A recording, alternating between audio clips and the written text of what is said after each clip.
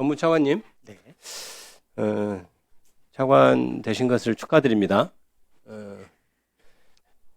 그 답변하시는 거 보니까 전반적으로 그 자리에 있으면 명확하게 답변을 했을 때에 올 수 있는 어떤 정적인 부담이 있을 수도 있겠죠.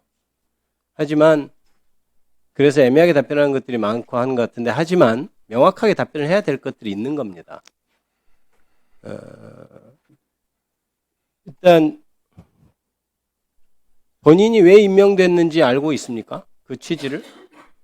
이재명 정부에서 법무부 차관이라는 자리에 임명이 되셨잖아요. 그 뜻을 알고 있습니까? 네.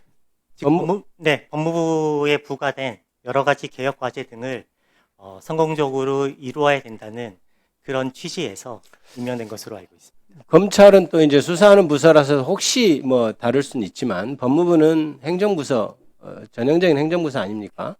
그 차관 자리고.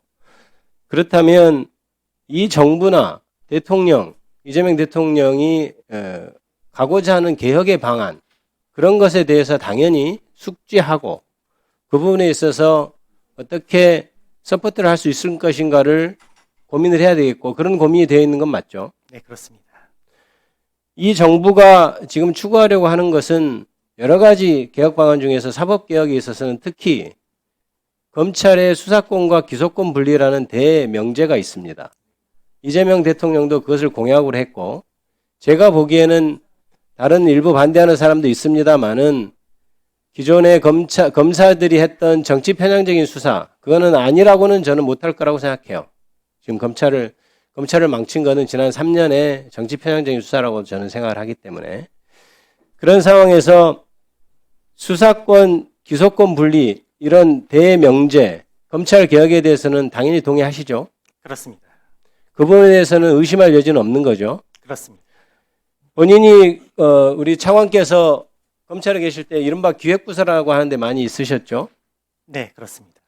기획부서가 보통 그 하는 그 조직의 어떤 순회가 결정한 것에 대해서 그것을 충분히 서포트하고 이뤄나갈 수 있도록 그런 조직이라고 할 수 있죠. 기획부서는. 네. 그런 부분에 있어서 능력을 인정받았고, 그래서 이 정부에서도 중이 쓰이고 있는 것 같습니다. 물론 그동안 검찰이 워낙 이재명 대통령 죽이기 이런 것을 했고, 그래서 검찰 출신이 그렇게 또 법무부 차관으로 가는 것이 맞냐라고 하는 일부 비판도 있고, 그 다음에 차관 본인에 대해서도 그 임명에 대해서 굉장히 비판하는 시각이 많은 것 알고 있습니까? 네, 알고 있습니다. 그럼에도 불구하고 차관이 지금 법무부 차관으로 임명된 것에 뭐 당연히 본인도 동의해야 되는 거니까, 동의한 것은 그런저런 어떤 비판에도 불구하고 이재명 대통령이 추구하고자 하는 개혁, 그리고 국민주권정부가 나가고자 하는 방향, 이거에 대해서 전적으로 동의한다고 믿어도 되겠죠? 네, 그렇습니다. 그렇다면 차관으로서는 이제 검찰개혁, 시대적 과제인 검찰개혁에 대해서 물론 이제 용산이든 국회든 여러 가지 현안을 서로 조율을 해야 되겠지만 그 부분에 있어서는 충분히 완수할 각오로 있는 것은 맞죠. 네, 그렇습니다. 또한 한 가지 더 묻겠습니다. 그럼 그것을 우리가 당연히 저는 그런 각오가 돼 있다고 생각하고 차관 자리를 수락했을 거라고 생각합니다.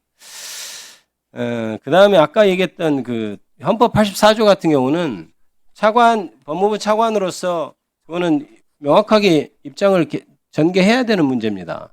내가 그것은 개인적인 의견이라든지 이렇게 얘기할 건 아니고, 이미 법원에서도 84조가 면책특권 대통령으로서 그게 무슨 평등이 어긋납니까? 그렇지 않죠. 대통령으로서의 어떤 지위를 정확하게 행사하게 하기 위해서는 그 임기 동안 혹은 아예 뭐 공소 취소를 하든 뭐 잠깐 정지시키든 간에 그건 묻지 않고 형사 프로세스에서 면제되게 해주는 것, 그게 헌법 정신 아니겠어요? 그렇다면 법원에서조차 그걸 인정해서 추정하고 있는 것을 당연히 법무부 차관이라고 하는 사람이 그 점에 대해서 명확한 입장을 표명해야죠. 거기에 대해서까지 애매한 태도를 취하는 것은 옳지 않다고 봅니다. 그 부분에 대해서 입장을 명확하게 지금도 좋고 다음 기회라도 명확하게 표명해 주길 바랍니다. 네, 김기표 의원님 수고하셨습니다. 다음은